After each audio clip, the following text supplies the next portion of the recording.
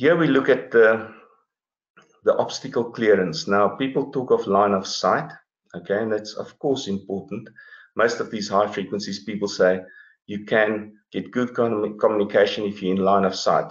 Now, there is a factor known as the Freznel zones, and we can give you equations to work out what's that sort of width of the zone, and that has to clear the obstacle.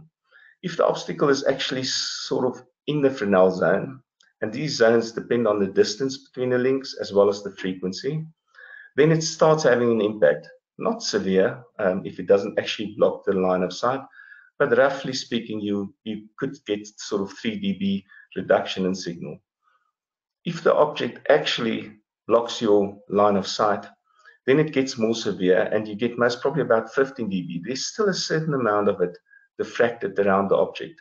Now, this is a quite simplistic drawing because you must remember it could also be clearing the sides of buildings. So if you've got a big building in front of you and the line of sight goes very close to the side of that building, it could still have some kind of impact.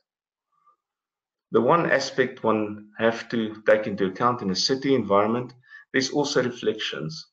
Reflections can often give you still reasonably good data links, even if you've got a building in front of you, because of course you could be receiving that signal. And when we get to the choice of antennas, you'll see this is quite important. And also when you talk of MIMO, in other words, signals with multiple input, multiple output, this is sometimes quite useful because it can actually increase your data because you've got more than one path between the transmitter and the receive antenna. Here's a little sort of scenario. Here you've got, say, very close trees, and you can see on this side, it's often quite useful just to go further away from these trees. Of course, going up is also useful, but just moving further away from them gives the wave time to expand and get through, like I say, the gaps and so forth in the tree.